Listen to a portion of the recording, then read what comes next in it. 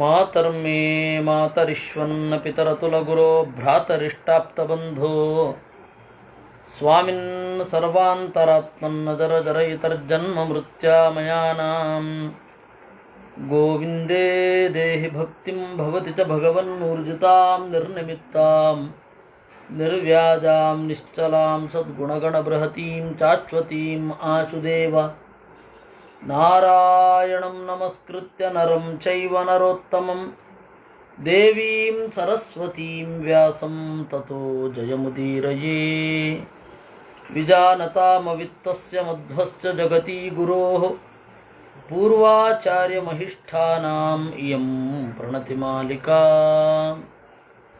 ಯದ್ಯಪ್ಯೇತೆ ನ ಪಶ್ಯಂತಿ ಲೋಭೋಪಹತಚೇತಸಃ ಕುಲಕ್ಷಯಕೃತಂ ದೋಷಂ ಮಿತ್ರದ್ರೋಹೇ ಚ ಪಾತಕಂ ಕಥಂ ನ ಜ್ಞೇಯಮಸ್ಮಾಭಿಃ ಪಾಪಾತ್ ಅಸ್ಮಾತ್ ನಿವರ್ತಿತುಂ ಕುಲಕ್ಷಯಕೃತಂ ದೋಷಂ ಪ್ರಪಶ್ಯದ್ಭಿರ್ಜನಾರ್ದನ. ದುರ್ಯೋಧನಾದಿಗಳು ಅವಿವೇಕಿಗಳು, ಅವ್ರಿಗೆ ಗೊತ್ತಾಗಲಿಲ್ಲ ಅಂದರೆ ನಮಗೆ ಗೊತ್ತಾಗಬಾರ್ದೇನು ಅಂತಾನೆ ಅರ್ಜುನ. ಕಾರಣ ಏನು? ಕುಲಕ್ಷಯಕೃತಂ ದೋಷಂ. ಒಂದು ಕುಲ ಒಂದು ಕಾಲದಲ್ಲಿ ಬಹಳ ಎತ್ತರಕ್ಕೆ ಏರುತ್ತೆ, ಕ್ರಮೇಣ ಅದು ಪತಿತ ಆಗೇ ಆಗುತ್ತೆ, ಅದರಲ್ಲಿ ಡೌಟ್ ಇಲ್ಲ. ಒಂದು ಕುಲ ಯಾವುದೋ ತಿರುವಿನಿಂದ ನಡ್ಕೊಂಡು ಹೋಗುತ್ತೆ, ಮತ್ತೆ ಅದೇ ತಿರುವಿಗೆ ಬರುತ್ತೆ. ಕಾಲದ ದೀರ್ಘವಾದ ನಡೆಯನ್ನು ನೋಡ್ತಾ ಇದ್ದವರಿಗೆ ಇಟ್ ಇಸ್ ಕ್ವೈಟ್ ಕಾಮನ್, ಅತ್ಯಂತ ಸಹಜ. ಒಂದು ಕುಲ ಎತ್ತರಕ್ಕೆ ಏರಿ ದಬಕ್ಕಂತ ಕ್ಯಾಡ್ ಬಿದ್ದೋಗುತ್ತೆ. ಕುಲಾನಿ ಅಕುಲತಾಮ್ಯಾಂತಿ ಅಂತ. ಸೊ ಕುಲಗಳು ಅಕುಲ ಆಗ್ತವೆ. ಈ ರೀತಿ ನಡೀತಾ ಇರುತ್ತೆ. ಆದರೆ ನಾವು ಅದಕ್ಕೆ ಕಾರಣ ಆಗಬಾರದಷ್ಟೆ. ಅದು ನಡೆಯುತ್ತೆ, ಅದರಿಂದಾಗಿ ನಾವು ಅದಕ್ಕೆ ನಿಮಿತ್ತ ಆದರೂ ಕೂಡ ನಮ್ದೇನು ತೊಂದರೆ ಇಲ್ಲ ಅಂತ ಅಂದುಕೊಳ್ಬಾರದು. ಹೇಗೂ ಪ್ರಳಯ ಆಗೋದೇ, ಭೂಮಿಯನ್ನು ನಾವು ಕೆಟ್ಟದಾಗಿ ನೋಡಿಕೊಂಡ್ವಿ, ತಪ್ಪೇನು ಅಂದರೆ ಏನು ಹೇಳೋದು? ಹೇಗೂ ಕಲ್ಕಿ ಬಂದೇ ಬರ್ತಾನೆ ತಾನೆ, ಅಧರ್ಮ ಹೆಚ್ಚು ಮಾಡ್ತೇವೆ ನಾವು. ಕಲ್ಕಿ ಬೇಗ ನೋಡೋದು ಅಲ್ಲ, ನಾವು ಕಾರಣ ಆಗಬಾರದಷ್ಟೇ. ಅದರಿಂದಾಗಿ ಕುಲಕ್ಷಯ ಕೃತಂ ದೋಷಂ ಪ್ರಪಶ್ಯದ್ಭಿ. ಒಂದು ಕುಲ ನಾಶ ಆಯಿತು ಅಂದರೆ, ಮಿತ್ರರಿಗೆ ದ್ರೋಹ ಆಯಿತು ಅಂದರೆ ನಾವು ಹೇಗೆ ಸುಮ್ಮನೆ ಇರೋದು? ಅದರಿಂದ ನಿವೃತ್ತರಾಗಬೇಕಲ್ವಾ? ಕುಲಕ್ಷಯೇ ಪ್ರಣಶ್ಯಂತಿ ಕುಲಧರ್ಮ ಸನಾತನಾಃ ಧರ್ಮೇ ನಷ್ಟೇ ಕುಲಂ ಕೃತ್ಸನಂ ಅಧರ್ಮಾಭಿಭವತ್ಯುತ. ಕುಲಕ್ಷಯ ಆದಾಗ ಕುಲಧರ್ಮಗಳೆಲ್ಲ ನಾಶ ಆಗಿ ಹೋಗ್ತವೆ. ಒಂದು ಕುಲ ನಾಶ ಆದಾಗ ಒಳ್ಳೆಯ ಪರಂಪರೆ, ಒಳ್ಳೆಯ ಮಾತು, ಒಳ್ಳೆಯ ನಡೆ, ಒಳ್ಳೆಯ ನುಡಿ, ಒಳ್ಳೆಯ ವಿದ್ಯೆ ಎಲ್ಲ ನಾಶ ಆಗೋಗುತ್ತೆ. ಅದರಿಂದಾಗಿ ಕುಲಕ್ಷಯ ಕೃತಂ ದೋಷಂ ಧರ್ಮೇನಷ್ಟೇ ಕುಲಂ ಕೃತ್ಸುನಂ ಅಧರ್ಮ ಅಭಿಭವತ್ಯುತ. ಒಳ್ಳೊಳ್ಳೆ ಕುಲಗಳು ನಾಶ ಆಗಿಬಿಟ್ರೆ ಧರ್ಮ ಪ್ರೇರಣೆ ಮಾಡುವವರು ಯಾರು? ಧರ್ಮಾಚರಣೆ ಮಾಡೋರು ಯಾರು?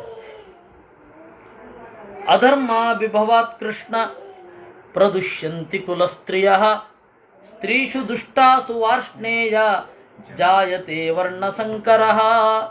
ಅಧರ್ಮಾಭಿಭವಾತ್, ಯಾವಾಗ ಅಧರ್ಮ ಜಾಸ್ತಿ ಆಗತ್ತೆ ಅವಾಗ ಮುಖ್ಯವಾಗಿ ನಾಶ ಆಗೋದು ಕುಲಸ್ತ್ರೀಯರು.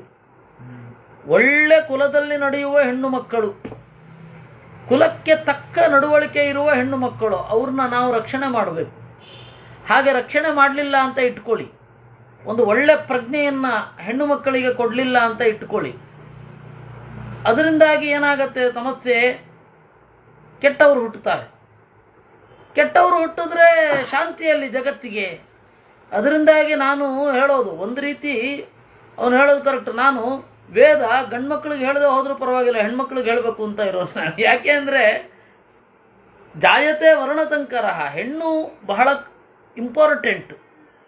ಹೆಣ್ಣು ಕೆಟ್ಟರೆ ಸಮಾಜ ಕೆಟ್ಟು ಹೋಗುತ್ತೆ. ಅಲ್ಲಿ ವರ್ಣಸಂಕರ ಅಂತಂದರೆ, ವರ್ಣ ಅಂತ ಹೇಳಿದರೆ ಅದು ಸ್ವಾಭಾವಿಕವಾದ ವರ್ಣ, ಮತ್ತು ಅದು ಧರ್ಮ. ಅರ್ಜುನನ ಪ್ರಶ್ನೆ, ವರ್ಣಸಂಕರ ಆಗತ್ತೆ. ವರ್ಣಸಂಕರ ಆದರೆ ಏನು ಪ್ರಾಬ್ಲಮ್ಮು? ಜ್ಞಾನನಾಶ. ವರ್ಣಸಂಕರ ಆದರೆ ಏನು ಪ್ರಾಬ್ಲಮ್ ಅಂದರೆ ಜ್ಞಾನನಾಶ. ಶುದ್ಧವಾದ ಅರಿವಿದೆ ಅಂತಲೇ ಗೊತ್ತಿಲ್ಲದೆ ಇರೋರು ಯಾವ ಜಾತಿಗೆ ಹೋದರೂ ಏನು ತೊಂದರೆ ಇಲ್ಲ. ಶುದ್ಧವಾದ ಅರಿವಿದೆ ಅಂತ ಗೊತ್ತಿರುವವರು ಯಾವ ಜಾತಿಯಲ್ಲಿದ್ದರೂ ಒಳ್ಳೆಯ ಜ್ಞಾನವನ್ನು ಪಡಿತಾರೆ. ಶುದ್ಧವಾದ ಅರಿವು ಅನ್ನೋದು ಇಂಪಾರ್ಟೆಂಟು. ಅದು ಇರಬೇಕು ಅಂತ ಹೇಳಿದರೆ ಹೆಣ್ಮಕ್ಕಳನ್ನು ರಕ್ಷಣೆ ಮಾಡಬೇಕು. ಈ ಯುದ್ಧದಿಂದ ಆ ಹೆಣ್ಮಕ್ಕಳ ರಕ್ಷಣೆ ಆಗಲ್ಲ. ಇದು ಗೀತೆಯಲ್ಲಿ ಇದು ಪ್ರಶ್ನ ರೂಪದಲ್ಲಿ ಇರೋದು, ಅದರಿಂದಾಗಿ ಯುದ್ಧ ಸರಿಯಲ್ಲ ಅಂತ. ಕೃಷ್ಣ ಇದನ್ನು ಉಲ್ಟಾ ಮಾಡ್ತಾನೆ ಅಂದರೆ ಅವನು ಅರ್ಥ ಮಾಡ್ಕೊಳ್ಬೇಕು.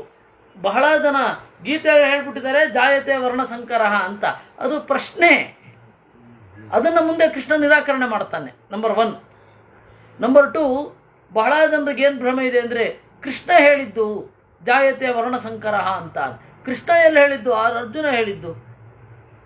ಈ ಶಿವರಾಮ ಕಾರಂತರಿದ್ದರು. ಶಿವರಾಮ ಕಾರಂತರು ಮೂಕಜ್ಜಿಯ ಕನಸುಗಳು ಅಂತ ಒಂದು, ಅದಕ್ಕೆ ಜ್ಞಾನಪೀಠ ಪ್ರಶಸ್ತಿ ಬೇರೆ ಬಂತು. ಅವರು ಒಂದು ಸರ್ತಿ ನಮ್ಮ ಗುರುಗಳ ಹತ್ತಿರ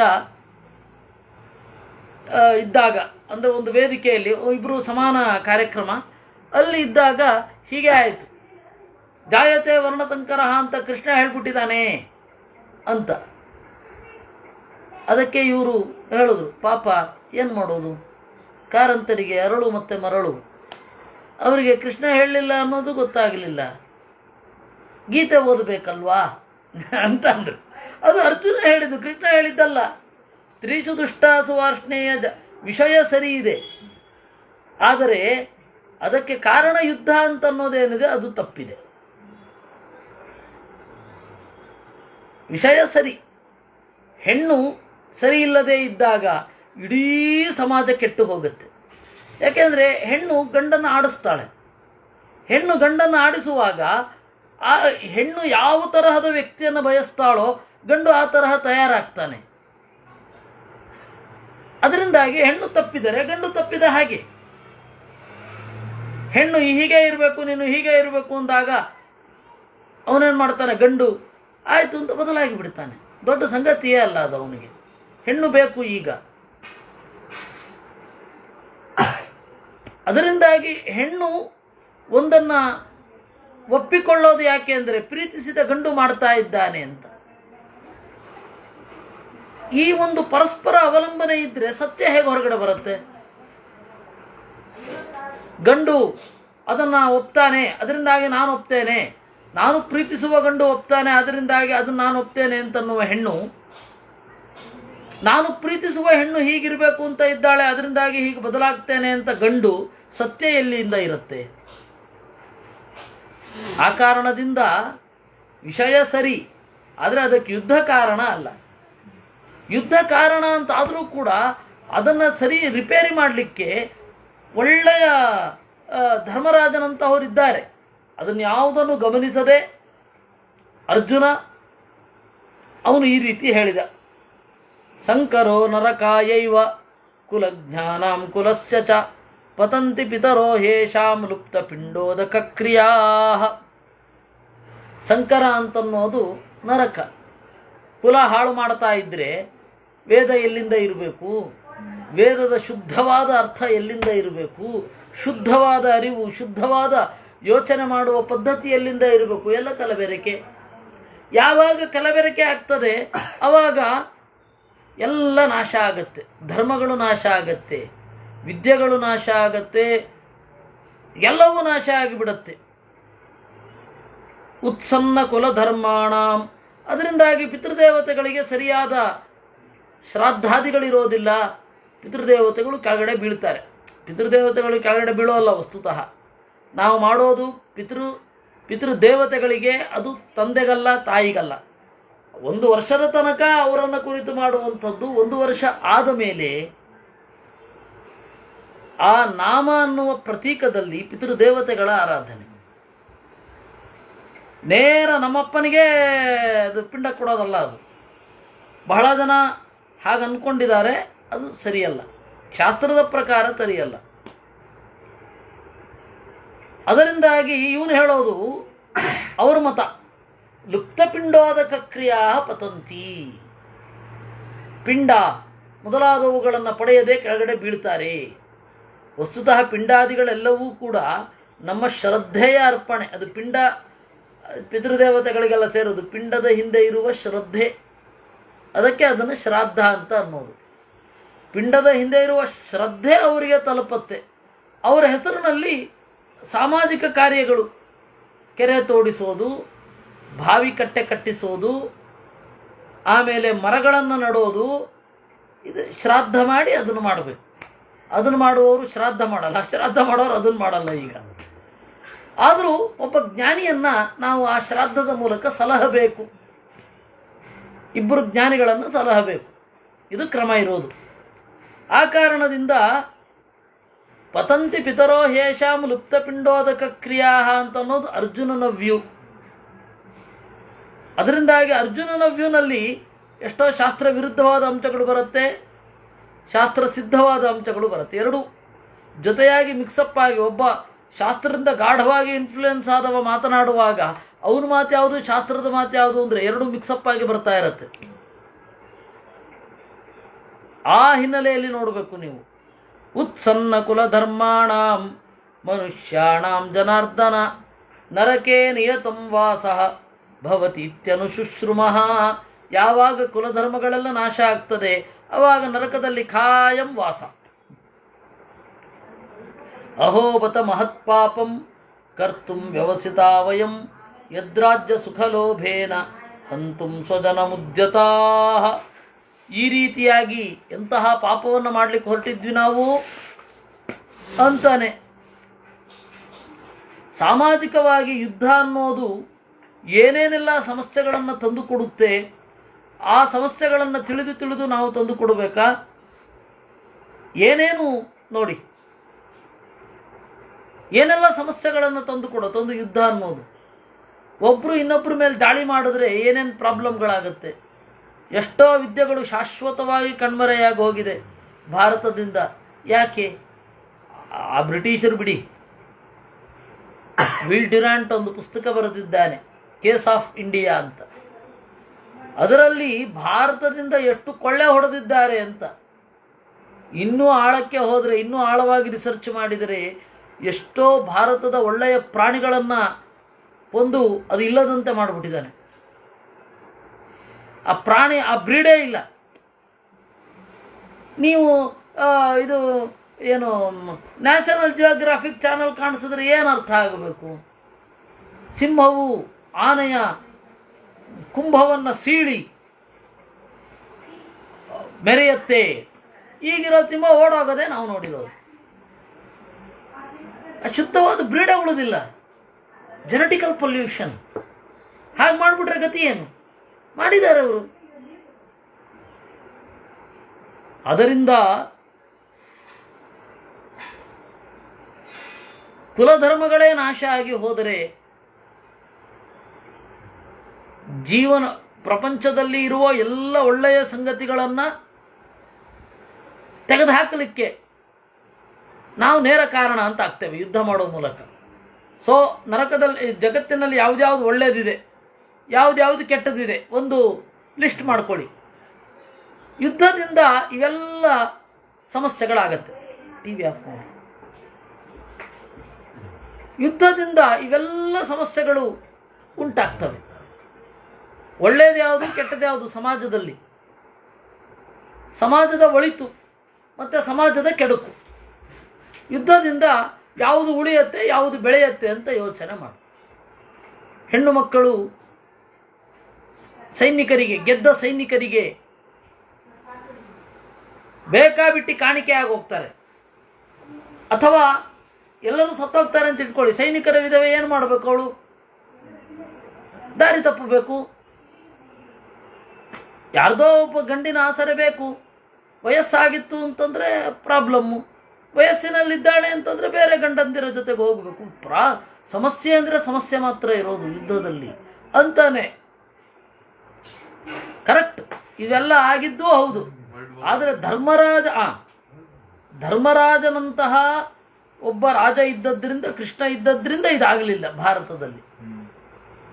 ಇದನ್ನೆಲ್ಲ ಯೋಚನೆ ಕೂಡ ಮಾಡಲಿಲ್ಲ ಅವರು. ಅಯ್ಯೋ ಯುದ್ಧ ಆದರೆ ಹೀಗಾಗತ್ತೆ, ಇದಾದ್ಮೇಲೆ ನಾವು ಹಿಂಗೆ ತಗೊಳ್ಬೇಕು. ಇವ್ರೇನು ಯೋಚನೆ ಮಾಡಿದ್ರು, ಅಯ್ಯೋ ಯುದ್ಧ ಆದ ನಂತರ ಪೆಟ್ರೋಲ್ ಸಿಗತ್ತೆ, ಈಗ ಸಿಗಲ್ಲ, ಇದನ್ನು ಯೋಚನೆ ಮಾಡಿದ್ರೆ ವಿನಃ. ಅದಕ್ಕೆ ಗಾಡಿ ಮೇಲೆ ಓಕೆ ಅಂತ ಬರೆದ್ರು, ಆಪರೇಟೆಡ್ ವಿತ್ ಕೆರೋಸಿನ್. ಸೀಮೆ ಎಣ್ಣೆಯಿಂದ ಓಡಿಸಿದ ಗಾಡಿ. ಯುದ್ಧ ಮುಗಿದ ಮೇಲೆ ಪೆಟ್ರೋಲ್ ಸಿಗತ್ತೆ, ಆಗ ಇದನ್ನು ಗುಜರಿಗೆ ಹಾಕ್ಬೇಕು. ಇದನ್ನು ಯೋಚನೆ ಮಾಡಿದ್ರೆ ವಿನಃ ಮನುಷ್ಯರ ಗತಿ ಏನು, ಮನುಷ್ಯರ ನಡೆ ಏನು, ಜೀವನದ ಗತಿ ಏನು, ಒಳಿತಿಗಳೆಷ್ಟು ಉಳಿಯುತ್ತೆ, ಕೆಡಕುಗಳೆಷ್ಟು ಉಳಿಯುತ್ತೆ, ಯೋಚನೆಯೇ ಮಾಡಲಿಲ್ಲ. ಮೈನ್ ಪ್ರಾಬ್ಲಮ್ಮೇ ಇದು. ಏನು ಯೋಚನೆ ಮಾಡಬೇಕು ಅದನ್ನು ಯೋಚನೆ ಮಾಡಲ್ಲ. ಎಣ್ಣೆಗೆ ಅಟ್ಯಾಕ್ ಮಾಡೋದು ಎಲ್ಲನೂ ಅದೇ. ಸೊ ಅದರಿಂದ ಆಗುವ ಸಮಸ್ಯೆ ಏನು? ಸಾಂಸ್ಕೃತಿಕವಾಗಿ ಜನ ಕುಸಿತಾರೆ. ಅವಾಗ ನಾವು ಯಾವ ರೀತಿ ಮೇಲ್ಗಡೆ ಹೋಗಬೇಕು ಅದನ್ನು ಯಾವುದನ್ನು ಅವರು ಯೋಚನೆ ಮಾಡಲಿಲ್ಲ. ಸೊ ಯುದ್ಧ ಅಂದ್ರೆ ನೋಡು ಇಷ್ಟೆಲ್ಲ ಸಮಸ್ಯೆ ಇದೆ ಅಂತ. ಅಹೋ ಬತ ಮಹತ್ಪಾಪಂ ಯದಿ ಮಾಂ ಅಪ್ರತೀಕಾರಮ ಶಸ್ತ್ರಂ ಶಸ್ತ್ರಪಾಣಯಃ ಧಾರ್ತರಾಷ್ಟ್ರಾರಣೇ ಹನ್ಯುಃ ತನ್ಮೇ ಕ್ಷೇಮತರಂ ಭವೇತ್. ನಾನು ಯುದ್ಧ ಭೂಮಿಯಿಂದ ಇದು ಬೇಡ ಅಂತ ಹೊರಗಡೆ ಹೋಗ್ತಾ ಇರ್ತೇನೆ. ನನ್ನನ್ನು ಅರ್ಥ ಮಾಡಿಕೊಳ್ಳದೆ ದುರ್ಯೋಧನನ ತಮ್ಮಂದಿರು, ದುರ್ಯೋಧನ ಮೊದಲಾದವರೆಲ್ಲ ಕೊಂದುಬಿಟ್ರೆ ಅದೇ ನಂಗೆ ಒಳ್ಳೆಯದು. ಯಾಕೆಂದರೆ ಈ ಜಗತ್ತಿನಲ್ಲಿ ನಡೆಯುವ ಪಾಪ ಘಟನೆಗಳನ್ನು ನೋಡಲಿಕ್ಕೆ ನಾನು ಇರೋದಿಲ್ಲ. I will be in safe place. ಅಲ್ಲಿಗೆ ಹೋಗ್ತೀನಿ ನಾನು. ರಗಳೇ ಇರಲ್ಲ, ಈ ಲೋಕದಲ್ಲಂತೂ ಇರಲ್ಲ. ಸಮಸ್ಯೆ ಜಾಸ್ತಿ ಕಾಡ್ಲಿಕ್ಕೆ ಶುರು ಆದರೆ ಆ ಜಾಗ ಖಾಲಿ ಮಾಡು, ನಾನು ಆ ಖಾಲಿ ಮಾಡುತ್ತೇನೆ. ಸೊ ತನ್ಮೇ ಕ್ಷೇಮತರಂ ಭವೇತ್. ಅವರೇನಾದರೂ ಬಂದು ನನ್ನನ್ನು ಹೊಡೆದ್ರೆ ಬೇರೆನೇ ಆಗತ್ತೆ. ಸಂಜಯ ಉವಾಚ ಏವ ಮುಕ್ತ್ವಾರ್ಜುನ ಸಂಖ್ಯೆ ರಥೋಪಸ್ಥ ಉಪಾವಿಚತ್ ವಿಸೃಜ್ಯ ಸಶರಂ ಚಾಪಂ ಶೋಕ ಸಂವಿಜ್ಞಮಾನಸಃ. ಹೀಗೆ ನುಡಿದು ಬಿಲ್ಲು ಬಾಣಗಳನ್ನು ಚೆಲ್ಲಿ ರಥದ ತುದಿಯಲ್ಲಿ ಕುಳಿತ ಶೋಕ ಸಂವಿಜ್ಞಮಾನಸಃ ಅನ್ನುವಲ್ಲಿಗೆ ಭಗವದ್ಗೀತಾಯಾಮ್ ಪ್ರಥಮೋಧ್ಯಾಯ. ಕೆಲವು ದಿವಸಗಳ ಮೊದಲು ಗೀತಾ ಭಾಷ್ಯ ಮತ್ತು ಗೀತಾ ತಾತ್ಪರ್ಯ ಎರಡೂ ಬೆಳಗ್ಗೆ ಒಂದು ಪಾಠ ಆಗಿತ್ತು. ವಿದ್ಯಾರ್ಥಿಗಳಿಬ್ಬರಿದ್ದರು, ಒಂದು ಪ್ರಮೋದ, ಇನ್ನೊಂದು ಶರದ್ವಿಷ್ಣು. ಆಗ ಈ ಆಯಾಮಗಳೇ ಬಂದಿರಲಿಲ್ಲ. ಈಗ ಆಯಾಮಗಳು ಅಂದರೆ ಅದು ಗೀತೆಯ ಗ್ರೇಟ್ನೆಸ್. ವೇದವ್ಯಾಸರ ಮಾತು ಯಾವ್ಯಾವ ರೀತಿಯಲ್ಲಿ ತೆರೆದುಕೊಳ್ಳುತ್ತೆ ಅನ್ನೋದೇ ಅಚ್ಚರಿ. ಅಲ್ಲಿ ಬೇರೆ ತರಹ ಬಂದಿತ್ತು, ಇಲ್ಲಿ ಬೇರೆನೇ ತರಹ ದೇವರು ನುಡಿಸಿದ. ನಾವೇನು ಮಾಡೋದು? ಟೇಪ್ ರೆಕಾರ್ಡರ್ ಅಷ್ಟೇ, ದೇವರು ಹೇಳಿಸಿದ್ದನ್ನು ಹೇಳೋದು. ಹೀಗೆ ಭಗವದ್ಗೀತಾಯಾಮ್ ಪ್ರಥಮೋಧ್ಯಾಯ. ಇದನ್ನು ಆಚಾರ್ಯರು ಹೇಗೆ ಸಂಗ್ರಹಿಸಿದರು? ಪಾರ್ಥಃ ಪಶ್ಯನ್ಶ್ಚ ಬಾಂಧವಾನ್ ವಿಸಸರ್ಜ ಧನುಪಾಪಾಶಂಕಿ ತತ್ರಾಹ ಮಾಧವಃ. ಆಚಾರ್ಯರು ಬಳಸೋದು ನೋಡಿ, ತನ್ನ ಬಂಧುಗಳನ್ನು ನೋಡ್ತಾ ನಾನು ಮಾಡ್ತಾ ಇರುವುದು ಪಾಪವೋ ಎಂಬ ಅಳುಕಿನಿಂದ ಬಿಲ್ಲನ್ನು ತೊರೆದ ಅಷ್ಟೆ. ಹೀಗಾಗಿ ಮೊದಲನೆಯ ಅಧ್ಯಾಯ ಆಯಿತು.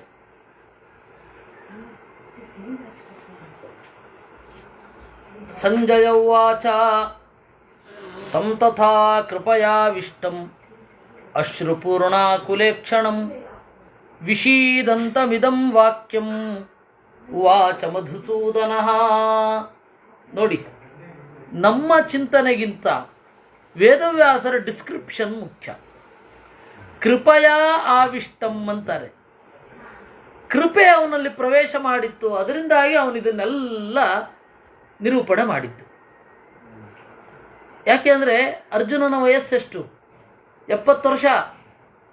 70 ವರ್ಷದಲ್ಲಿ ಎಷ್ಟು ಯುದ್ಧ ಮಾಡಿರೋದವನು? ಎಷ್ಟು ಸಾವಿರ ಜನರನ್ನು ಕೊಂದಿದ್ದಾನೆ. ಹಿಂದೆ ಯಾವತ್ತೂ ಆಗಲಿಲ್ಲ, ಇವತ್ತಾಗಬೇಕಾ? ಒಬ್ಬ ವಾರಿಯರ್, ಅದ್ಭುತವಾದ ಪರಾಕ್ರಮಿ, ಅವನಿಗೆ ಈ ತರಹದ ಒಂದು ಸಮಸ್ಯೆ ಯಾಕೆ ಬರುತ್ತೆ? ಒಂದು ಕೃಪೆ ಅಂತನ್ನೋದು ಒಳಗಡೆಯಿಂದ ಬಂತು ಅಂತಂದ್ರೆ ಹೊರಗಡೆಯಿಂದ ದುರ್ಬಲನಾಗಿಸಿ ಬಿಡುತ್ತೆ. ಖಂಡ ಪುಷ್ಟಿ ಇರಬಹುದು, ಏನು ಮಾಡಿದ್ರು ಅವನಿಗೆ ಏಟು ತಾಗದೇ ಇರಬಹುದು. ಒಳಗಡೆಯಿಂದ ಭಯ ಬಂತು ಅಂದರೆ ಅದು ಯಾವುದೂ ಉಳಿಯಲ್ಲ. ಇವನಿಗೆ ಭಯ ಬರಲಿಲ್ಲ, ಕೃಪೆ ಬಂತು. ಅಯ್ಯೋ ಇವ್ರನ್ನೆಲ್ಲ ಕೊಲ್ಬೇಕಲ್ಲ ಅಂತ. ಒಬ್ಬ ಯೋಧನಿಗೆ ಕೃಪೆ ಬಂದರೆ ಅವನು ಈ ತರಹ ಯೋಚನೆ ಮಾಡ್ತಾನೆ. ವಸ್ತುತಃ ಮೊದಲೇ ಬಂದ್ಬಿಟ್ಟಿದ್ದಿದ್ರೆ ಚೆನ್ನಾಗಿರ್ತಿತ್ತು. ಅಂದರೆ ತೀರ ಚಿಕ್ಕಂದಿನಲ್ಲೇ ಬಂದಿದ್ರೆ ಹೊಟ್ಟಾಗ್ಬೋದಿತ್ತು. ಆದರೆ ಬಂದದ್ದು ಯಾವಾಗ? 70ನೇ ವಯಸ್ಸಿನಲ್ಲಿ. ಈಗ ಬಂದದ್ದು ಸರಿಯಾ ಅಂತ ಅಷ್ಟೇ ಪ್ರಶ್ನೆ. ಬಂದದ್ದು ತಪ್ಪು ಸರಿಯೋ ತಪ್ಪೋ ಬೇರೆ. ಈಗ ಬಂದದ್ದು ಸರಿಯಾ? 70ನೇ ವಯಸ್ಸಿನಲ್ಲಿ ಬರಬೇಕಾ ಅವನಿಗೆ? ಅದು ಯುದ್ಧ ಭೂಮಿಯಲ್ಲಿ ಅಲ್ಲ. ಹಿಂದೆ ಎಷ್ಟು ಯುದ್ಧ ಮಾಡಿದ್ದಾನೆ, ಎಷ್ಟು ಜನರನ್ನ ಕೊಂದು ಹಾಕಿದ್ದಾನೆ. ಅವಾಗ ಯಾವಾಗಲೂ ಬರಲಿಲ್ಲ, ಈಗ ಬಂತು. ಯಾಕೆ? ಅದೇ ಬಂಧುಗಳನ್ನು ನೋಡಿದ್ರಿಂದ ಅಷ್ಟೇ. ಇಂಥ ಟೈಮಲ್ಲಿ ಮಾಡಬೇಕು, ಮಾಡಬಾರದು. ಗೊತ್ತಾಯ್ತಾ? ರಾಮಾಯಣ ಕಾಲದಲ್ಲಿ ಯುದ್ಧ ಮಾಡುವಾಗ ಯಾರು ಬಂಧುಗಳಿರಲಿಲ್ಲ, ಗೆಳೆಯರಿದ್ರು. ಯಾಕೆ ಅಂದರೆ ರಾವಣ ಏನು ಅಪರಿಚಿತ ಏನಲ್ಲ ಸುಗ್ರೀವನಿಗೆ, ವಾಲಿಯ ಗೆಳೆಯ. ವಾಲಿ ಮತ್ತೆ ರಾವಣ ಇಬ್ರು ಮೀಟ್ ಆಗ್ತಾ ಇದ್ದಾಗ ಸುಗ್ರೀವ ನೋಡ್ತಾ ಇದ್ದವನೇ. ಸುಗ್ರೀವನಿಗೆ ತೀರಾ ಫೆಮಿಲಿಯರ್ ಫೇಸ್ ರಾವಣ ಅಂದರೆ. ಏನು ಅನ್ಫೆಮಿಲಿಯರ್, ಅದೇ ಮೊದಲ ಬಾರಿ ನೋಡಿದ್ದೇನೂ ಅಲ್ಲ. ಗೆಳೆಯರ ನಡುವಣ ಯುದ್ಧ ಅದು. ವಿಭೀಷಣ ಬಂದ, ಒಬ್ಬ ಬಂದ. ಆದರೆ ಇದು ಹಾಗಲ್ಲ. ಯುದ್ಧ ಮಾಡುವವರೆಲ್ಲರೂ ಕೂಡ ಬಂಧುಗಳೇ. ಮತ್ತೆ ವಿಭೀಷಣ ಕೊಲ್ಬೇಕಾಗಿರಲಿಲ್ಲ, ಕೊಂದಿದ್ದು ರಾಮ ಲಕ್ಷ್ಮಣರು. ವಿಭೀಷಣ ಸಪೋರ್ಟ್ ಮಾಡ್ತಾ ಇದ್ದ, ಕರೆಕ್ಟ್. ವಿಭೀಷಣ ಕೊಂದಿದ್ದು ಒಬ್ಬನ್ನೇ, ಪ್ರಹಸ್ತನನ್ನ, ಅಂದರೆ ಮೇಜರ್. ಉಳಿದವನ್ನೆಲ್ಲ ಸಣ್ಣ ಪುಟ್ಟರನ್ನ ಕೊಂದಿರಬಹುದು. ಆದರೆ ಮೇಜರ್ ಆಗಿ ಕೊಂದಿದ್ದು ಪ್ರಹಸ್ತನನ್ನ, ಅದು ನೀಲನ ಜೊತೆಗೂಡಿ. ಅಲ್ಲಿ ಬೇರೆ, ಇಲ್ಲಿ ಬೇರೆ. ಎಲ್ಲರೂ ಅಣ್ಣ ತಮ್ಮಂದಿರೇ, ಎಲ್ಲರೂ ಸಂಬಂಧಿಕರೇ. ಅದರಿಂದಾಗಿ ರಾಮಾಯಣ ಕಾಲದಲ್ಲಿ ಏನೊಂದು ಧರ್ಮ ಇತ್ತು, ಆ ಧರ್ಮಕ್ಕೆ ಕೃಷ್ಣಾವತಾರ ಕಾಲದಲ್ಲಿ ಒಂದು ಪರೀಕ್ಷೆ ಬಂತು. ನ್ಯಾಯ ಒಂದೇ, ಬದಲಾವಣೆ ಆಗಿದ್ದು ಪರಿಸರ. ಬದಲಾದ ಪರಿಸರದಲ್ಲಿಯೂ ಒಂದು ನ್ಯಾಯ ಇರಬೇಕು. ಆ ನ್ಯಾಯ ಗೀತೆ ಯಾವ ರೀತಿ ಎಸ್ಟಾಬ್ಲಿಷ್ ಮಾಡಿತು ಅಂತ ಅನ್ನೋದು ಮುಖ್ಯ. ಅದರಿಂದಾಗಿ ಕೃಷ್ಣ ಏನಿದ್ದಾನೆ ಬಹಳ ದೊಡ್ಡ ರಾಜನೀತಿಜ್ಞ, ರಾಜನೀತಿಯನ್ನು ಜಗತ್ತಿಗೆ ಕೊಟ್ಟವ. ನಾನು ಮತ್ತೆ ಪ್ರಮೋದ ಪಲಿಮಾರು ಪರ್ಯಾಯದಲ್ಲಿ ಮಹಾಭಾರತ ಉಪನ್ಯಾಸ ಇತ್ತು. ಅಲ್ಲಿಗೆ ಹೋಗಿ ಮಾಡ್ತಾ ಇರುವಾಗ ಒಬ್ಬರು ಬಂದರು. ನಾವು ಬೆಳಗ್ಗಿನಿಂದ ಪೇಪರ್ನಲ್ಲಿ, ಟಿ ವಿಯಲ್ಲಿ ರಾಜಕೀಯನೇ ನೋಡ್ತಾ ಇರ್ತೇವೆ, ಆಯ್ತಾ, ಅದನ್ನು ನೀವು ಪ್ರತ್ಯೇಕವಾಗಿ ಹೇಳಬೇಡಿ, ಆಯ್ತಾ ಅಂದರು. ನಾನು ಹೇಳಿದೆ, ಮಹಾಭಾರತ ಹೇಳ್ಬಿಟ್ಟು ನಾವು ರಾಜಕೀಯ ಹೇಳಲ್ಲ ಅಂದರೆ ಹೇಗೆ? ಮಹಾಭಾರತ ರಾಜರ ಕಥೆ, ರಾಮಾಯಣ ರಾಜನ ಕಥೆ, ಹೀಗಾಗಿ ಅದು ಬಂದೇ ಬರುತ್ತೆ ಅಂತ. ಅಂದರೆ ಜನ ಏನೋ ಅಂದ್ಕೊಂಡ್ಬಿಟ್ಟಿದ್ದಾರೆ, ಮಹಾಭಾರತ ಯಾವುದೋ ಜಾಗದಲ್ಲಿ ನಡೆದದ್ದು, ನಮಗೆ ಸಂಬಂಧವೇ ಇಲ್ಲ, ನಮಗೆ ಸಂಬಂಧವಿರದ ಪ್ರಪಂಚದಲ್ಲಿ ನಡೆದದ್ದು ಅಂತ. ಅಲ್ಲ, ನಮ್ಮ ಪ್ರಪಂಚದಲ್ಲೇ ಇಲ್ಲೇ ನಡೆದದ್ದು. ನಮಗೆ ಇರುವ ಎಲ್ಲ ಸಮಸ್ಯೆಗಳು ಅಲ್ಲಿಯೂ ಇದೆ. ಅದರಿಂದಾಗಿ ಅಶ್ರುಪೂರ್ಣ ಕುಲೇಕ್ಷಣಂ, ಅದು ಧರ್ಮವೋ ಅಧರ್ಮವೋ ಅಂತ ಹೇಳಿ ಅವನಿಗೆ ಶಂಕೆ ಬಂತು. ಯಾಕೆ ಅಂದರೆ ಕೃಪಯಾವಿಷ್ಟಂ, ಕೃಪೆ ಅನ್ನೋದು ಇದ್ದದ್ದು. ಭಗವಾನ್ ವಾಚ ಕುತಸ್ತ್ವಾ ಕಶ್ಮಲಮಿದಂ ವಿಷಮೇ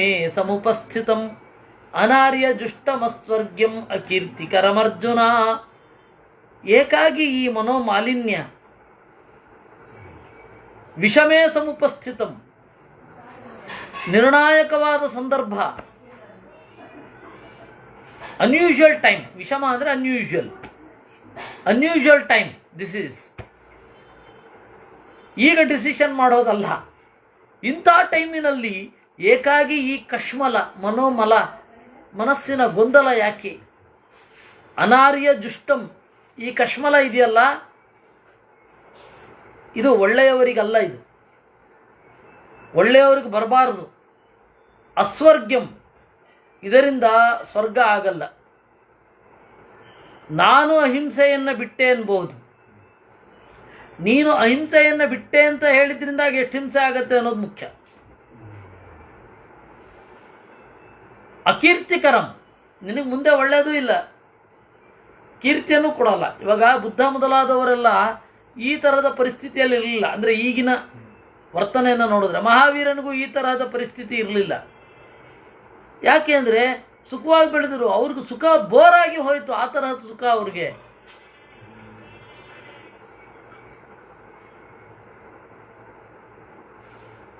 ಏನು ಕಷ್ಟದ ಸುಳಿವೇ ಇರಬಾರ್ದೆ.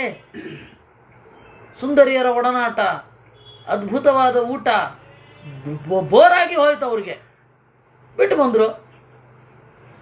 ಇವ್ರ ಕಥೆಯ ಪ್ರಕಾರ ಬುದ್ಧನಿಗೆ ಅದೇ ರೀತಿ ಇವನಿಗಾಗಿದ್ದ ಅಲ್ಲ.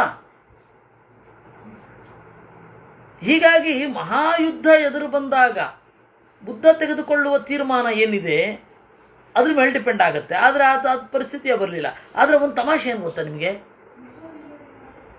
ಬುದ್ಧ ಸತ್ತು ಹೋದ, ಅವನು ಚಿತಾಭಸ್ಮಕ್ಕಾಗಿ 7 ದೇಶಗಳು ಹೋರಾಡಿದ್ವು. 7 ದೇಶಗಳು. ಇದಲ್ವಾ ಟ್ರ್ಯಾಜಿಡಿ ಅಂದರೆ? ಅಹಿಂಸೆಯನ್ನು ಬೋಧಿಸಿದ ಅಂತ ಇವರೆಲ್ಲ ಏನನ್ನು ಹೇಳ್ತಾರೆ, ಅಂತಹ ಅಹಿಂಸೆಯನ್ನು ಬೋಧಿಸಿದ ಬುದ್ಧನ ಚಿತಾಭಸ್ಮ ಪಡಿಲಿಕ್ಕೆ 7 ದೇಶಗಳ ನಡುವೆ ದೊಡ್ಡ ಯುದ್ಧ ಆಗಿ ಹಿಂಸೆ ಆಯಿತು. ಇಂಥದೇ ದುರಂತ. ಅದರಿಂದಾಗಿ ಇದೇನು ಒಳ್ಳೇದೇನು ಆಗಲ್ಲ ನೀನು ಹಿಂಗೆ ಬಿಟ್ಟೋದ್ರೆ ಅಂತಾನೆ. ಈ ಗಾಂಧಿಯನ್ನ ಬಡತನದಲ್ಲಿ ಇರಿಸಲಿಕ್ಕೆ ಬಹಳ ಖರ್ಚಾಗ್ತಾ ಇತ್ತು. ಯಾಕೆಂದರೆ ಅವರು ಥರ್ಡ್ ಕ್ಲಾಸ್ ಕಂಪಾರ್ಟ್ಮೆಂಟಲ್ಲಿ ನಾನು ಹೋಗ್ತೇನೆ ಅಂದರೆ ಈ ಥರ್ಡ್ ಕ್ಲಾಸಲ್ಲಿದ್ದವ್ರನ್ನೆಲ್ಲ ಸೆಕೆಂಡ್ ಕ್ಲಾಸ್ಗೆ ಕಳಿಸ್ಬೇಕು. ದುಡ್ಡು ಯಾರ್ದು? ಜನರದು. ಗಾಂಧಿಯನ್ನ ಬಡತನದಲ್ಲಿ ಸರೋಜಿನಿ ಮಹಿಷಿ ತಮಾಷೆ ಮಾಡ್ತಾ ಇದ್ಲು. ಸರೋಜಿನಿ ನಾಯ್ಡು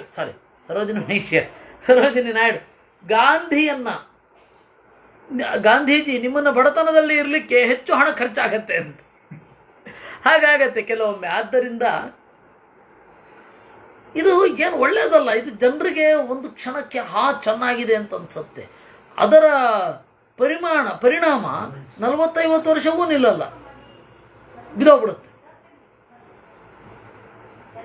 ಇವಾಗ ಗಾಂಧಿಯೇ ಇಟ್ಕೊಳ್ಳೋಣ, ಗಾಂಧೀಜಿಯೇ ಶ್ರೀಮಂತಿಕೆಯಲ್ಲಿ ಇದ್ಬಿಟ್ಟಿದ್ದಿದ್ರೆ ಅವನಷ್ಟಕ್ಕೆ ಮಾತ್ರ ಶ್ರೀಮಂತಿಕೆ. ಆದರೆ ಇವತ್ತು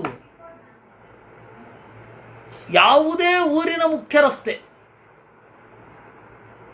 ಆ ಪಟ್ಟಣದ ಸಿರಿ ಸಂಪತ್ತುಗಳನ್ನು ಹೊಂದಿರುವ ಧನಿಕರ ಓಡಾಟದ ತಾಣ, ನೆಲೆದಾಣ, ಅದು MG ರೋಡ್.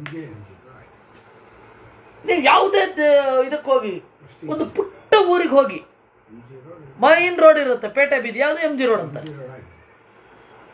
ಚನ್ನಪಟ್ಟಣದಲ್ಲಿಯೂ MG ರೋಡ್ ಉಂಟು, ಅಬ್ಬೂರಲ್ಲೂ MG ರೋಡ್ ಉಂಟು, ಡೆಲ್ಲಿನಲ್ಲೂ ಉಂಟು.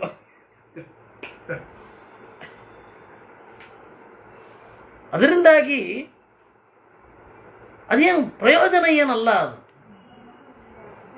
ಅದೇನು ಒಳ್ಳೆ ಮಾರ್ಗದರ್ಶಕ ಏನೂ ಆಗಲ್ಲ. ಈಗ ಬಿಟ್ಬಿಡೋದು, ನಿನಗೆ ಬಂದದ್ದನ್ನು ಬಿಟ್ಟುಬಿಡೋದು, ಅಥವಾ ಯುದ್ಧ ಮಾಡದೇ ಇರೋದು, ಇವೆಲ್ಲ ಒಳ್ಳೇದಾಗತ್ತೆ ಅಂತಲೇ ಭರವಸೆ ಏನಿಲ್ಲ. ನಾನು ಈ ಹಿಂದೆ ಸರಿತಾ ಇರೋದಿದೆಯಲ್ಲ, ಇದಕ್ಕೊಂದು ಕಾರಣ ಉಂಟು. ಕ್ಲೈಬ್ಯಂ ಆಸ್ಮಗಮ ಪಾರ್ಥ ನೈತತ್ವಯ್ಯುಪಪದ್ಯತೆ ಕ್ಷುದ್ರಂ ಹೃದಯ ದೌರ್ಬಲ್ಯಂ ತ್ಯಕ್ತೋತ್ತಿಷ್ಠ ಪರಂತಪ. ಪಾರ್ಥ, ಕ್ಲೈಬ್ಯಂ ಆಸ್ಮಗಮಃ, ಹೆದರಬೇಡ. ಕ್ಲೈಬ್ಯ ಅಂದರೆ ಇಂಪಾರ್ಟೆನ್ಸ್ ಅಂತ. ಹಾಗಾಗಬೇಡ. ನ ಏತತ್ವಯಿ ಉಪಪದ್ಯತೆ, ಇದು ನಿನಗೆ ಶೋಭೆ ಅಲ್ಲ. ಕ್ಷುದ್ರಂ ಹೃದಯ ದೌರ್ಬಲ್ಯಂ, ಇಲ್ಲಿ ನಿನ್ನ ಸಮಸ್ಯೆ ಇರೋದು ಯಾವುದು ಗೊತ್ತಾ? ಸಿಚುಯೇಷನ್ದಲ್ಲ. ನೀನು ಸಿಚುಯೇಷನ್ ಮೇಲೆ ತಾಗ್ತಾ ಇದೆಯೋ, ಅಯ್ಯೋ ಎಂಥ ಸಿಚುಯೇಷನ್ನು, ನಾವು ಈ ಸಿಚುಯೇಷನಲ್ಲಿ ಯುದ್ಧ ಮಾಡಿಬಿಟ್ರೆ ಮುಂದಿನ ಸಿಚುಯೇಷನ್ ಏನು, ಇವರೆಲ್ಲ ನಾಶ ಆಗಿ ಹೋಗ್ತಾರೆ, ಹೆಣ್ಣು ಮಕ್ಕಳೆಲ್ಲ ಕೆಟ್ಟು ಹೋಗ್ತಾರೆ. ಇದು ಸಿಚುಯೇಷನ್ ಮೇಲೆ ಆಗ್ತಾ ಇರೋದು. ಆದರೆ ಆ ಸಿಚುಯೇಷನನ್ನು ನೆಟ್ಟಗೆ ಮಾಡ್ಬೋದು, ಮಾಡಬಾರ್ದು, ಮಾಡಲಿಕ್ಕಾಗದೇ ಇರೋದು ಯಾವುದು ಗೊತ್ತಾ? ನಮ್ಮ ಅಗಾಧವಾದ ಸಂಕಲ್ಪ ಶಕ್ತಿ.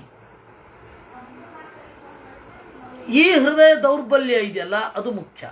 ಅದು ಕ್ಷುಲ್ಲಕವಾದ ಕಾರಣಕ್ಕೆ ಬಂದಿರುವಂಥದ್ದು. ಅಯ್ಯೋ ಎಷ್ಟೇ ಅನ್ಯಾಯ ಮಾಡಲಿ ನನ್ನ ಬಂಧುಗಳಲ್ವಾ, ಅವ್ರನ್ನ ಯಾಕೆ ಹೊಡಿಬೇಕು ಅಂತನ್ನೋದು ಇದು ಕ್ಷುದ್ರ. ಉನ್ನತವಾದ ಮಟ್ಟಕ್ಕೆ ನೀನೇ ದೇಹ ತ್ಯಾಗ ಮಾಡ್ತಾ ಇರೋದೇನಲ್ಲ. ಹೌದಾ? ಇಲ್ಲ.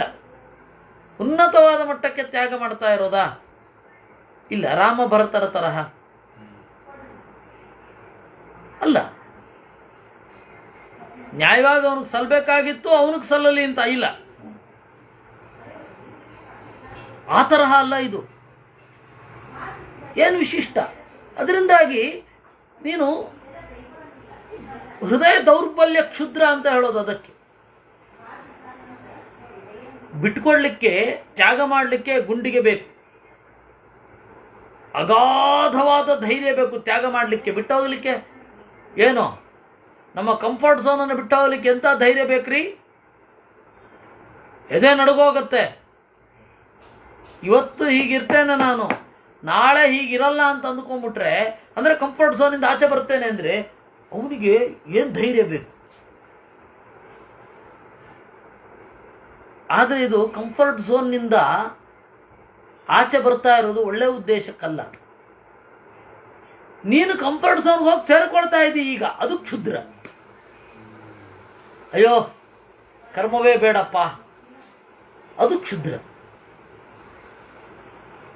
ಅದರಿಂದಾಗಿ ಬಿಟ್ಟು ಬಿಡು, ಹೇಳು, ಉತ್ತಿಷ್ಠ ಅಂತಾನೆ. ಅರ್ಜುನ ವಾಚ, ಅಲ್ಲ ಕೃಷ್ಣ, ನಾನು ಹೇಳಿದ್ದು ನಿಂಗೆ ಸರಿಯಾಗಿ ಅರ್ಥ ಆಗಿಲ್ಲ ಅಂತ ಕಾಣುತ್ತೆ, ಲೆಟ್ ಮಿ ಎಕ್ಸ್ಪ್ಲೈನ್ ಅಂತ ಅವನು ಕೃಷ್ಣನಿಗೆ. ಕೇಳಿಸ್ಕೊಂಡ ಅವನು, ನಕ್ಕದ ಅವನು ಕೃಷ್ಣ. ಅಪ್ರಬುದ್ಧವಾಗಿ ರಿಯಾಕ್ಟ್ ಮಾಡ್ಲಿಕ್ಕೆ ಅವನೇನು ನಾವೇ ಇಲ್ಲಲ್ಲ. ಆಯ್ತು ಹೇಳು, ನೀ ಹೇಳು, ನಾನು ಕೇಳ್ತೇನೆ. ಕಥಂ ಭೀಷ್ಮಮಹಂ ಸಂಖ್ಯೆ ದ್ರೋಣಂಚ ಮಧುಸೂದನ ಇಶುಭಿ ಪ್ರತಿಯೋತ್ಸ್ಯಾಮಿ ಪೂಜಾರ್ಹ ವರಿಸೂದನ. ಅಲ್ಲ ಏನಂದೆ ನೀನು? ಕ್ಷುದ್ರಂ ಹೃದಯ ದೌರ್ಬಲ್ಯಂ. ಕೃಪಯ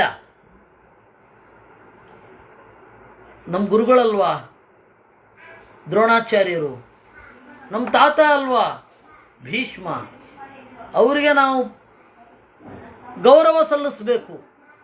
ಅವರಿಗೆ ಬಾಣದಿಂದ ಚುಚ್ಚೋದ? ಯಾರಿಗೆ ಯಾವ ಸನ್ಮಾನ? ಗುರೂನ ಹತ್ವಾ ಹಿ ಮಹಾನುಭಾವಾನ್ ಶ್ರೇಯೋ ಭೋಕ್ತುಂ ಭೈಕ್ಷಮಪೀಹ ಲೋಕೆ ಹತ್ವಾರ್ಥ ಕಾಮಾನಸ್ತು ಗುರೂನಿಹೈವ ಭುಂಜೀಯ ಭೋಗಾನ್ ರುಧಿರ ಪ್ರದಿಗ್ಧಾನ್. ಗುರೂನ್ ಅಹತ್ವ, ಗುರುಗಳನ್ನು ಕೊಲ್ಲದೆ ಭಿಕ್ಷೆ ಬೇಡೋದು ಒಳ್ಳೆಯದು. ಧೃತರಾಷ್ಟ್ರ ಅದನ್ನೇ ತಾನೇ ಹೇಳಿದ್ದು ಸಂಜಯನ ಮೂಲಕ. ಯಾಕೆ ಎಲ್ಲಿಗೋದ್ರೂ ನಿಮಗೆ ಭಿಕ್ಷೆ ಸಿಗತ್ತೆ, ವಿಶೇಷತಃ ದ್ವಾರಕೆಯಲ್ಲಿ ಕೃಷ್ಣನ ಕಡೆಯವರು ಚೆನ್ನಾಗಿ ಭಿಕ್ಷೆ ಹಾಕ್ತಾರೆ, ಯಾಕೆ ಅಲ್ಲಿಗೆ ಹೋಗಬಾರದು, ಯಾಕೆ ಯುದ್ಧ ಮಾಡ್ತೀರಾ? ಬಹಳ ಒಳ್ಳೆಯವರಲ್ವ ನೀವು. ಅದರಿಂದಾಗಿ ಏನೂ ಕೆಟ್ಟದ್ದು ಮಾಡ್ಲಿಕ್ಕೆ ಹೋಗಬಾರ್ದು. ಕೆಟ್ಟವರೊಡನೆ ಹೋರಾಡೋದು ಕೆಟ್ಟದೇ, ಕೆಟ್ಟವರಲ್ವ ಅವರು, ಅವರೊಡನೆ ಹೋರಾಡೋದು ಕೆಟ್ಟದೇ ತಾನೇ. ಅದರಿಂದಾಗಿ ಕೆಟ್ಟದನ್ನು ಮಾಡ್ಲಿಕ್ಕೆ ಹೋಗಬೇಡಿ, ಅಂದರೆ ನೀವು ಹೋರಾಡಲು ಬೇಡಿ. ಅದು ಎಲ್ಲೋ ಮನಸ್ಸಿನ ಮೂಲೆ ಒಳಗಡೆ ಇದ್ದು ವರ್ಕ್ ಆಯಿತು. ಅದಕ್ಕೆ ಅವನು ಹೇಳಿದ, ಗುರುಗಳನ್ನು ಕೊಲ್ಲದೆ ಬೇರೆ ಕಡೆ ಭಿಕ್ಷೆ ಬೇಡೋದು ಒಳ್ಳೆಯದು.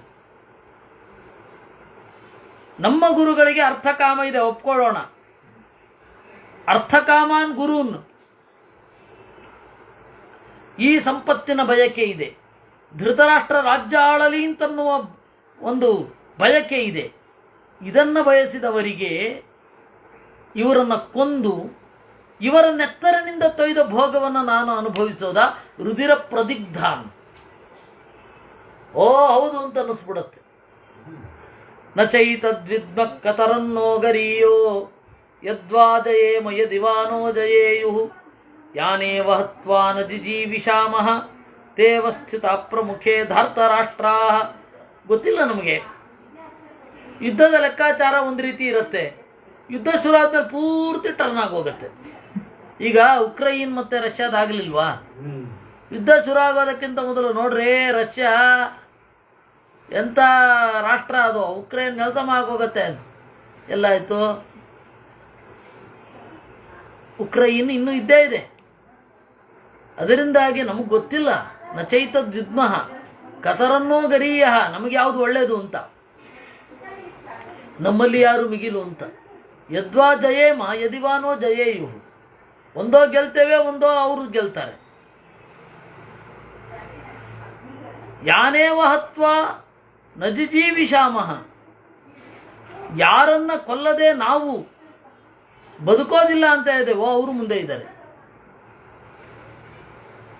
ನಾವು ಯಾರಿಗಾಗಿ ಬದುಕಬೇಕು ಅಂತ ಇದ್ದೇವೋ ಅಂತಹ ಮುಂದಿನ ಪೀಳಿಗೆಯೂ ಮುಂದೆ ಇದೆ. ಏನ್ ಮಾಡೋದು? ಸಮಸ್ಯೆ ಸಮಸ್ಯೆ ಸಮಸ್ಯೆ. ಕಾರ್ಪಣ್ಯದೋಷೋಪಹತ ಸ್ವಭಾವ ಪೃಚ್ಛಾಮಿ ತ್ವಾ ಧರ್ಮತಂ ಮೂಢಚೇತಾ ಯಚ್ಛ್ರೇಯಸ್ಯಾನ್ ನಿಶ್ಚಿತಂ ಬ್ರೂಹಿ ತನ್ಮೇ ಶಿಷ್ಯಸ್ತೇಹಂ ಶಾಧಿಮಾನ್ ತ್ವಾಂ ಪ್ರಪನ್ನಂ. ಹೀಗೆ ಕೃಪೆ ಅನ್ನುವ ದೋಷ ನನ್ನ ಸ್ವಭಾವವನ್ನು ಹುಡುಗಿಸಿದೆ, ಅದು ನನಗೆ ಗೊತ್ತಿದೆ. ಧರ್ಮ ಯಾವುದು ಅಂತನ್ನೋದ್ರ ಬಗ್ಗೆ ನನಗೆ ಗೊತ್ತಿಲ್ಲ, ಅದು ಗೊತ್ತಿದೆ. ನನಗೆ ಯಾವುದು ಶ್ರೇಯಸ್ಸು ಅನ್ನೋದು ನಿನಗೆ ಗೊತ್ತಿದೆ ಅಂತ ನಾನು ನಿನ್ನ ಶಿಷ್ಯನಾಗಿ ಇದ್ದೇನೆ. ನಹಿ ಪ್ರಪಶ್ಯಾಮಿ ಮಮಾಪನುದ್ಯಾತ್ ಯಚ್ಛೋಕ ಮುಚ್ಛೋಚನ ಮುಂದ್ರಿಯಾಣಾಂ ಅವಾಪ್ಯ ಭೂಮಾ ವಸಪತ್ನಮೃದ್ಧಂ ರಾಜ್ಯಂ ಸುರಾಣಾಮಪಿ ಚಾಧಿಪತ್ಯಂ. ನನ್ನ ಶೋಕವನ್ನೆಲ್ಲ ಪರಿಹಾರ ಮಾಡುವ ಇನ್ನೊಂದು ವಸ್ತುವೇ ಇಲ್ಲ. ಅದರಿಂದ ಕಷ್ಟ. ಏನು ಮಾಡಲಿ, ನೀನೇ ನನಗೆ ಡೈರೆಕ್ಟ್ ಮಾಡಬೇಕು, ನಾನು ಹೇಗಿರಬೇಕು ಅಂತ. ಗೀತೆ ಮಾತ್ರ ಅಲ್ಲ, ನೀವಿಲ್ಲಿ ತನಕ ಕೇಳ್ಕೊಂಡು ಬಂದಿದ್ದೀರಾ, ಪ್ರತಿಯೊಂದು ವಾದವೂ ಕೂಡ ಹೀಗೆ ಕನ್ವಿನ್ಸಿಂಗ್ ಆಗಿರುತ್ತೆ. ಅವನು ಉತ್ತರ ಕೊಟ್ಟ ಮೇಲೆ ಗೊತ್ತಾಗೋದು, ಓ ಈ ಪಾಯಿಂಟೇ ಯೋಚನೆ ಮಾಡಿರಲಿಲ್ಲ ನಾವು ಅಂತ. ಸೊ ಒಳ್ಳೆ ತರ್ಕ ಕಲಿಬೇಕು ಅಂತಂದ್ರೆ ನೀವು ಮಹಾಭಾರತ ಓದಿದ್ರೆ ಸಾಕು. ಯಾವ ರೀತಿ ಡಿಫೆಂಡ್, ಯಾವ ರೀತಿ ಅಟ್ಯಾಕ್ ಮಾಡಬೇಕು ಒಬ್ಬರನ್ನ, ಅದು ಗೊತ್ತಾಗುತ್ತೆ. ಆದರೆ ಒಂದು ಹಾಗೆ ಪೂರ್ತಿ ಗೊತ್ತಿರುತ್ತಲ್ಲ, ಅವರು ಸುಮ್ಮನೆ ಇರ್ತಾರೆ. ತರ್ಕಶಾಸ್ತ್ರವನ್ನೇ ಯಾರು 15 ವರ್ಷಗಳ ಕಾಲ ಓದಿರ್ತಾರೆ, ಯಾರು ಮಹಾಭಾರತಾದಿಗಳನ್ನು ಓದಿರ್ತಾರೆ, ಅವರಿಗೆ ನೀವೇನಾದ್ರು ಲಾಜಿಕ್ ಮಾಡಿದ್ರೆ ಸುಮ್ಮನೆ ಇರ್ತಾರೆ, ಅವ್ರೇನು ತಲೆನೇ ಕೆಡಿಸ್ಕೊಳ್ಳಲ್ಲ. ಯಾಕೆಂದರೆ ಈ ತರ್ಕ ಅವರೇ ಮುಂದೆ ಬದಲಾಯಿಸಬಹುದು. ಅದರಿಂದಾಗಿ ಎಲ್ಲಿ ತೀರಾ ಅವರೇ ಕೇಳಿದ್ರೆ ಹೇಳಬೇಕೇ ವಿನಃ ಅವ್ರು ಕೇಳದೆ ಹೋದರೆ ಹೇಳಬಾರದು. ಸಂಜಯ ಉವಾಚ ಏವ ಮುಕ್ತ್ವಾ ಹೃಷೀಕೇಶಂ ಗುಡಾಕೇಶ ಪರಂತಪಃ ನಯೋತ್ಸ್ಯ ಇತಿ ಗೋವಿಂದ ಮುಕ್ತ್ವಾ ತೂಷ್ಣೀಂ ಬಭೂವಃ. ಈ ರೀತಿಯಾಗಿ ನುಡಿದ ಗುಡಾಕೇಶ, ನಿದ್ರೆಯನ್ನು ಗೆದ್ದವ, ಹೃಷೀಕೇಶಂ ಇಂದ್ರಿಯಗಳ ಒಡೆಯನಾದ ಕೃಷ್ಣನನ್ನ ಹೀಗೆಲ್ಲ ಹೇಳಿ ನಯೋತ್ಸ್ಯೆ, ಎಂಡ್ ಆಫ್ ದಿ ಡೇ ನಾನು ಯುದ್ಧ ಮಾಡೋಲ್ಲ ಅಂತ ಕೂತ. ತಮುವಾಚ ಹೃಷೀಕೇಶಃ ಪ್ರಹಸನ್ನಿವ ಭಾರತ ಸೇನಯೋರುಭಯೋರ್ಮಧ್ಯೆ ವಿಷೀದಂತಮಿದಂ ವಚಃ. ಈ ರೀತಿಯಾಗಿ ಹೇಳಿದಾಗ ದೇವರು ನಕ್ಕ ಅಂತೆ. ಯಾಕೆಂದ್ರೆ ಆಯಾ ತರ್ಕ ಅವರವರ ವ್ಯೂನಲ್ಲಿರುತ್ತೆ. ಆಯಾ ತರ್ಕ ಅವರವರ ತರ್ಕ ಏನಿದೆ ಅವರವರ ಲೆವೆಲ್ನಲ್ಲಿ ಇರುತ್ತೆ. ಇದನ್ನ ದೇವ್ರಿಗೆ ಗೊತ್ತಿಲ್ವಾ? ನಕ್ಬಿಟ್ಟ ಅವನು. ಪ್ರಹಸನ್ನಿವ ಇಡೀ ಗೀತೆಯನ್ನು ನಗುತ್ತಾ ಹೇಳಿದ. ಯಾಕೆ ಅಂದರೆ ಅವನು ಕೆಲವೇ ಮಾತುಗಳಿಂದ ಅವನನ್ನು ಕನ್ವಿನ್ಸ್ ಮಾಡಿಬಿಟ್ಟ. ಆದರೆ ಅದನ್ನು ನಮಗೆ ವೇದವ್ಯಾಸರು ವಿಸ್ತಾರವಾಗಿ ಹೇಳಬೇಕಾಯ್ತು 700 ಶ್ಲೋಕಗಳಲ್ಲಿ. ಅವನು ಇಷ್ಟೇ ಹೊತ್ತು ವಾದ ಮಾಡ್ದ, ಅವನು ಇಷ್ಟೇ ಹೊತ್ತು ಮಾತನಾಡದ ಅಂತಲ್ಲ. ನಮಗೆ ಅರ್ಥ ಆಗಲಿಕ್ಕೆ 700 ಶ್ಲೋಕಗಳಲ್ಲಿ ಸಂಗ್ರಹ ಮಾಡಿದ. ಅವನು ಒಂದು 10 ನಿಮಿಷ ಮಾತನಾಡಿರ್ಬೋದು ಅಷ್ಟೇ. ಅವರೇನು ಶ್ಲೋಕ ಹೇಳ್ಕೊಂಡು ಅಶೋಚ್ಯಾನ್ ಅನ್ವಶೋಚಸ್ತು ಅಂತೇನು ಹೇಳಲ್ಲ ಅಲ್ಲ, ಅವನ ಭಾವನೆಗಳ ಅನುವಾದ ಅಷ್ಟೇ ಅದು. ಶ್ಲೋಕದಲ್ಲಿ ಯಾರು ಮಾತನಾಡ್ತಾರ? ಇಲ್ಲ, ಇದರಲ್ಲೇ ಮಾತಾಡೋದು ಅವರು.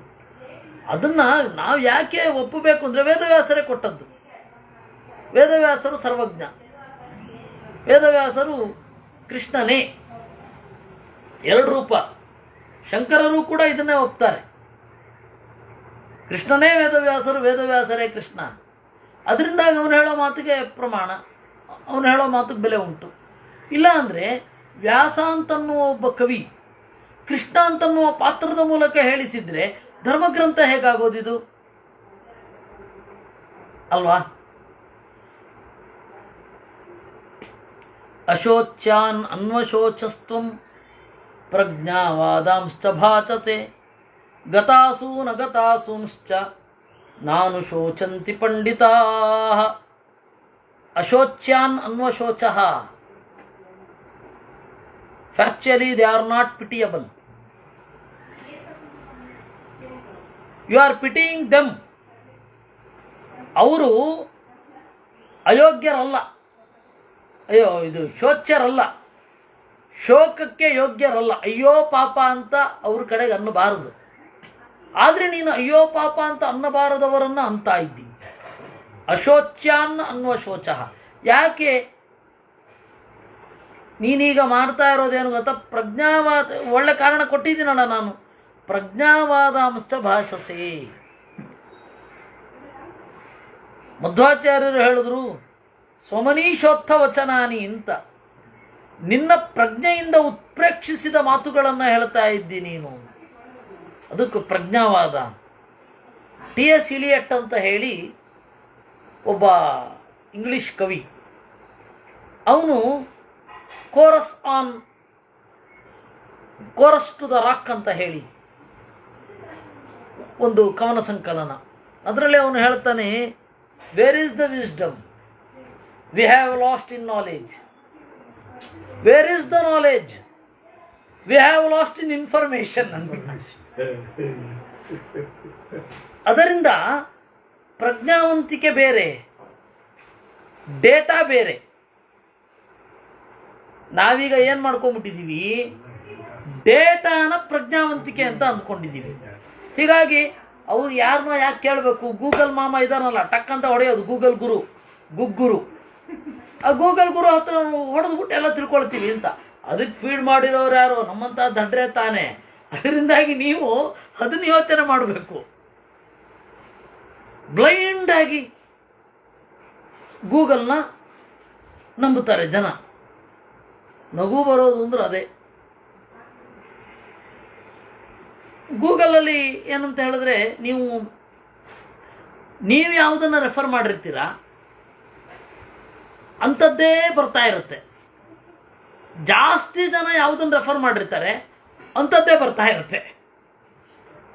ಪ್ರಾಬ್ಲಮ್ ಏನ ಅಂದರೆ, ಜನ ಜಾಸ್ತಿ ಯಾವುದನ್ನು ರೆಫರ್ ಮಾಡಿರ್ತಾರೆ ಅದೇ ಬರ್ತಾ ಇರುತ್ತೆ.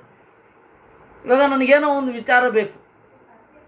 ಈಗ ಒಂದು ಸಣ್ಣ ಸಂಗತಿ, ಅದು ಕಳ್ಳ ನೋಟ ಇಟ್ಟಿರ್ತಾರೆ. ನಾವೇನು ಸರ್ಚ್ ಮಾಡ್ತಾ ಇರ್ತೇವೆ, ನಮಗೆ ಬೇಕಾದದ್ದೇ ಬರುತ್ತೆ.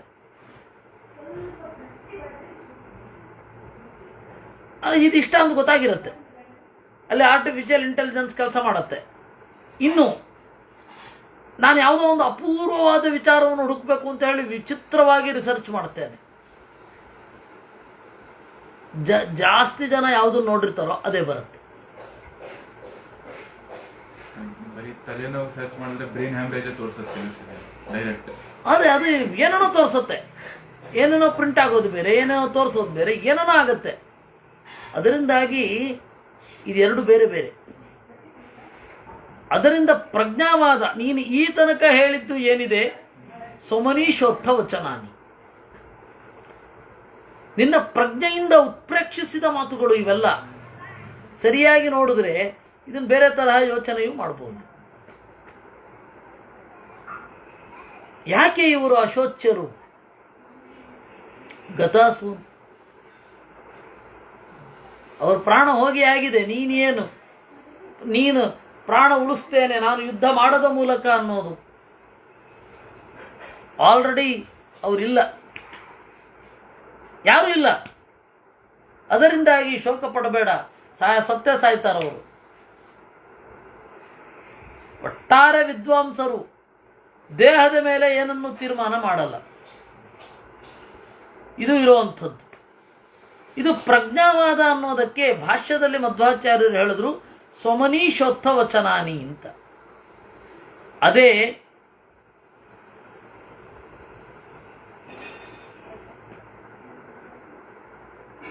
ತಾತ್ಪರ್ಯದಲ್ಲಿ ಹೇಳಿದ್ರು, ಚೆನ್ನಾಗಿ ತಿಳಿದವರು ಪ್ರಜ್ಞರು, ತದವಾದ ಪ್ರಜ್ಞಾವಾದ, ಅವರ ವಾದ ಅಲ್ಲ ಇದು, ಅದರಿಂದಾಗಿ ಪ್ರಜ್ಞಾವಾದ ಅಂತ. ಯಾಕೆ ನನ್ನ ಮಾತು ಯಾಕೆ ಪ್ರಜ್ಞಾವಂತರು ಒಪ್ಪೋದಿಲ್ಲ? ಗತಾಸು,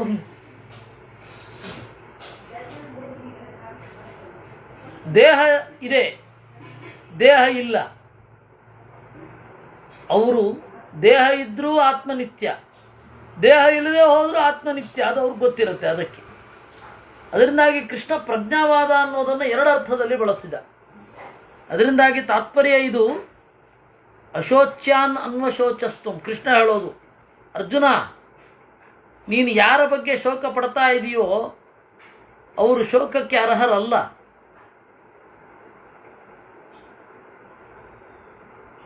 ಒಂದು ತಿಳ್ಕೋ, ವಿದ್ವಾಂಸರಾದವರು ಕೇವಲ ದೇಹದ ಬಗ್ಗೆ ಯೋಚನೆ ಮಾಡೋದೇ ಇಲ್ಲ, ದೇಹದಿಂದ ಕೂಡಿದ ಆತ್ಮದ ಬಗ್ಗೆನೇ ಯೋಚನೆ ಮಾಡೋದು. ನೀನು ಯೋಚನೆ ಮಾಡ್ತಾ ಇರೋದು ಕೇವಲ ದೇಹದ ಬಗ್ಗೆ. ಅದರಿಂದಾಗಿ ಇದು ಪ್ರಜ್ಞಾವಾದ ಅಂತ ಹೇಳ್ತಾ ಇರೋದು. ಏನಂದೆ ನೀನು? ಯುದ್ಧ ಎಲ್ಲ ಸತ್ತೋಗ್ತಾರೆ ಅಂದ್ಯಾ? ಯಾರು ಸಾಯೋದು? ಯಾರು ಸಾಯಲ್ಲ, ಒಂದು ತಿಳ್ಕೊಂಬಿಡು. ನತ್ವೇವಾಹಂ ಜಾತು ನಾಸಂ ನತ್ವಂ ನೇಮೇ ಜನಾಧಿಪಾಃ ನ ಚೈವ ನ ಭವಿಷ್ಯಾಮಃ ಸರ್ವೇ ವಯಮತಃ ಪರಂ. ನಾನು ಹಿಂದೆ ಇರಲಿಲ್ಲ ಅಂತ ಇಲ್ಲ, ನೀನು ಹಿಂದೆ ಇರಲಿಲ್ಲ ಅಂತ ಇಲ್ಲ, ಈ ಎಲ್ಲ ದೊರೆಗಳು ಹಿಂದೆ ಇರಲಿಲ್ಲ ಅಂತ ಇಲ್ಲ, ಯುದ್ಧ ಆದಮೇಲೆ ಇರೋದಿಲ್ಲ ಅಂತನೂ ಇಲ್ಲ, ಇದ್ದೇ ಇರ್ತೇವೆ. ಅತಃ ಪರಂ, ಈ ಯುದ್ಧ ಆದ ಮೇಲೂ ಕೂಡ ನಾವು ಇರ್ತೇವೆ. ಅದರಿಂದಾಗಿ ನಿಂದು ಮೊದಲನೇ ವಾದ ಏನಿದೆ ಅದು ಬಿದ್ದೋಯ್ತು. ಅಯ್ಯೋ ನಮ್ಮಿಂದ ಸತ್ತೋಗ್ತಾರೆ, ಅವರು ಸತ್ತೋಗ್ತಾರೆ, ಇವರು ಸತ್ತೋಗ್ತಾರೆ.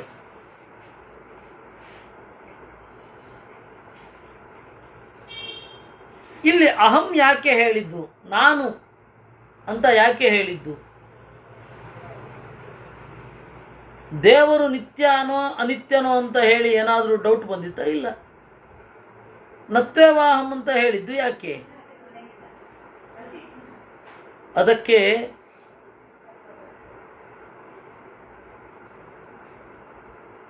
ಆಚಾರ್ಯರು ಹೇಳಿದ್ರು, ದೃಷ್ಟಾಂತ ಬೇಕಲ್ಲ. ಜೀವ ನಿತ್ಯ ಹೇಗೆ ದೇವರ ತರಹ, ಅದಕ್ಕೆ ಅಹಂ ಅಂತ ಹೇಳಿದ್ದು. ನಾನು ಎಲ್ಲ ವೇದಾಂತಗಳಲ್ಲಿ ಶಾಸ್ತ್ರಗಳಲ್ಲಿ ಪ್ರಸಿದ್ಧ ನಿತ್ಯ ಅಂತ. ಹೇಗೆ ದೇವರು ನಿತ್ಯನೋ ಅದೇ ರೀತಿ ಜೀವನೂ ನಿತ್ಯ. ದೇಹ ಬೇರೆ ಜೀವ ಬೇರೆ ಅಂತ ಕೃಷ್ಣ ಹೇಳಿದ. ಇನ್ನು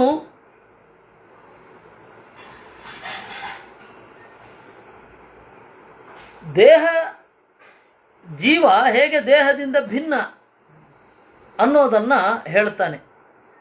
ದೇಹಿನೋಸ್ಮಿನ್ ಯಥಾ ದೇಹೆ ಕೌಮಾರಂ ಯೌವನಂ ಜರಾ ತಥಾ ದೇಹಾಂತರ ಪ್ರಾಪ್ತಿ ಧೀರಸ್ತತ್ರ ನ ಮುಹ್ಯತಿ ಅಂತ ಸ್ವಲ್ಪ ಸಂಕ್ಷಿಪ್ತವಾಗಿ ಹೇಳಿ ಮುಗಿಸ್ತೇನೆ. ನಾಳೆ ಇದನ್ನು ವಿಸ್ತಾರವಾಗಿ ಹೇಳುವ. ನಾಳೆ ಇಲ್ಲ, ನಾಳೆ ಶನಿವಾರ ರಾಮಾಯಣ, ಹೀಗಾಗಿ ಭಾನುವಾರ ಅಂತ ಅಂದ್ಕೊಂಡಿದ್ದೇನೆ. ದೇಹಿನೋಸ್ಮಿನ್ ಯಥಾ ದೇಹೇ, ಒಬ್ಬ ಜೀವ ಇರ್ತಾನೆ, ಅವನ ದೇಹ ಬದಲಾಗತ್ತೆ, ನಾನು ಅನ್ನುವ ಅರಿವು ಮಾತ್ರ ಬದಲಾಗುವುದಿಲ್ಲ. This is the sign. Body is different from soul. ಯಾಕೆಂದ್ರೆ ದೇಹವೇ ಜೀವ ಆಗಿದ್ದಿದ್ರೆ ದೇಹ ಬದಲಾದ ಹಾಗೆ ಜೀವ ಬದಲಾಗಿ ನಾನು ಅಂದರೆ ಯಾರು, ಬಾಲ್ಯಕಾಲದ ನಾನು ಯಾರೋ ಗೊತ್ತಿಲ್ಲ ಅಂತ ಹೇಳಬೇಕಿತ್ತು. ನಾವೆಲ್ಲ ಚಿಕ್ಕವರಿದ್ದಾಗ ಆಟ ಆಡ್ತಾ ಇದ್ವಿ. ನಾನು ಯಾರು, ಇದೇ ನಾನು. ಈಗ ಈ ವಯಸ್ಸಿಗೆ ಬಂದು ಬಾಲ್ಯವನ್ನು ಕಳೆದಿದ್ದೇನಲ್ಲ, ಅವನೇ ನಾನು. ಮುಂದೆ ಏನಾಗುತ್ತೋ ಗೊತ್ತಿಲ್ಲ. ನಾನಂತೂ ಹೀಗೆ ಇರಬೇಕು ಅಂತ ಅನ್ಕೊಂಡಿದ್ದೀನಿ. ಆ ಮುಂದೆ ಇರಬಹುದಾದ ನಾನು ಯಾರು, ಅದು ನಾನೇ. ಆ ಬಾಲ್ಯದ ನಾನೂ ನಾನೇ, ಮುಪ್ಪಿನ ನಾನೂ ನಾನೇ, ಈ ಮಧ್ಯ ವಯಸ್ಸಿನ ನಾನೂ ನಾನೇ. ಎಲ್ಲ ನಾನುಗಳು ನಾನೇನೆ. ಆದರೆ ಈ ನಾನು ಒಂದೇ ಆಗಿದ್ರೂ ಕೂಡ ದೇಹ ಮಾತ್ರ ಬದಲಾಗ್ತಾ ಇದೆ. ಚಿಗರೆಯ ಹಾಗೆ ಓಡಿದ ಕಾಲಿನ ದೇಹ, ಅಲ್ಲಿರುವ ನಾನು ನಾನೇ. ತೇನ್ಸಿಂಗ್ ಬೆಟ್ಟವನ್ನು ಎಷ್ಟು ಬಾರಿ ಏರ್ಬಿಟ್ಟಿದನೋ, ವೃದ್ಧಾಪ್ಯದಲ್ಲಿ ಒಂದು ಸಣ್ಣ ಮೆಟ್ಟಿಲು ಹತ್ತಲಿಕ್ಕಾಗಲಿಲ್ಲ. ಆ ಎರಡು ನಾನುಗಳು ಯಾರು, ಅವನ ಎರಡು ನಾನುಗಳು ಯಾರು, ಅವನೇ. ಅಂದರೆ ಅಲ್ಲಿ ಜೀವ ಅದಿದೆ, ಅದು ನಿರಂತರವಾಗಿ ನಾನು ಅಂತನ್ನುವ ಅರಿವನ್ನು ಹೊಂದಿರುತ್ತೆ ಆ ಜೀವ. ದೇಹ ಬದಲಾಗ್ತಾ ಹೋಗುತ್ತೆ. ದೇಹ ಬದಲಾಯಿತು ಅಂತ ಜೀವವೂ ಬದಲಾಗ್ಬಿಟ್ರೆ ಇದೆ ಈ ಪ್ರಾಬ್ಲಮ್ ಬರಬೇಕಾಗತ್ತೆ. ಆ ನಾನು ಬೇರೆ. ಬಾಲ್ಯದಲ್ಲಿ ನಾನು ಯೌವನದಲ್ಲಿ ಅಲ್ವಾ ನಿಮಗೆ ಮೋಸ ಮಾಡಿದ್ದೋ, ಆ ನಾನು ಬೇರೆ, ಅದನ್ನು ಕೈ ಕೇಳ್ಕೊಂಡು ಹೋಗಿ. ನಾನೀಗ ಮಧ್ಯ ವಯಸ್ಸಿಗೆ ಬಂದಿದ್ದೇನೆ, ಅದರಿಂದಾಗಿ ನಾನು ನಿಮಗೆ ಕೊಡಬೇಕಾದ ಹಣ ಕೊಡಲ್ಲ ಅಂತದ್ದು ಏನು ಹೇಳೋದು ಒಬ್ಬ ಸಾಲ ಮಾಡಿದವ? ಸರಿಯಾಗಿ ಈ ತರ್ಕ ತಿಳಿದುಬಿಟ್ರೆ ಮಾಡಿದ್ರು ಮಾಡಿ ಯಾರು ನೋಡ್ರಿ. ದೇಹ ಮತ್ತೆ ನಾನು ಒಂದೇ ಅಲ್ವಾ? ಹೌದು ಸ್ವಾಮಿ, ದೇಹ ಮತ್ತೆ ನೀವು ಒಂದೇ. ಯೌವನದಲ್ಲಿ ಸಾಲ ಮಾಡಿದ್ದು ಆ ನಾನು, ಅವನ ಹತ್ರ ಕೇಳ್ಕೊಳ್ಳಿ ಹೋಗಿ. ಈಗ ಮಧ್ಯ ವಯಸ್ಸಿಗೆ ಬಂದಿದ್ದೇನೆ, ನಾನು ದುಡ್ಡು ಕೊಡಲ್ಲ ಅಂತ. ದೇವ್ರ ದಯೆ, ಈ ತರ್ಕ ರಿಚ್ ಡ್ಯಾಡ್ ಪುರ್ ಡ್ಯಾಡ್ ಗೊತ್ತಾದ್ರೆ ನೆಕ್ಸ್ಟ್ರಲ್ಲಿ ಇದೇ ಬರೋದು. ಇದ್ದೇ ಅವ್ನು ಸಾಲ ಹೆಂಗೆ ತಪ್ಪಿಸ್ಕೊಳ್ಳೋದು ಅಂತಾನೆ ಹೇಳೋದು ಎಕ್ಸ್ಪರ್ಟ್ ಅವನು. ಇದನ್ನ ಹೇಳ್ಬಿಟ್ರಂತೂ ಇನ್ನೂ ಪರ್ಫೆಕ್ಟ್. ಅದರಿಂದಾಗಿ ದೇಹ ಬೇರೆ ಜೀವ ಬೇರೆ ಅಂತ ಹೇಳ್ತೇನೆ. ಹಿಂದಿನ ವಾದ ಎಲ್ಲ ಯಾವ ರೀತಿ ವಿಮೃಷ್ಟವಾಯಿತು ಅನ್ನೋದು ನಾಳೆ ನೋಡೋಣ. ಈಗ ಬಾ, ಇದೇ ಫಿನಿಶ್ ಇದೆಯಲ್ಲ, ಇದನ್ನೇ ಓದ್ತದ್ದು ನಾನು.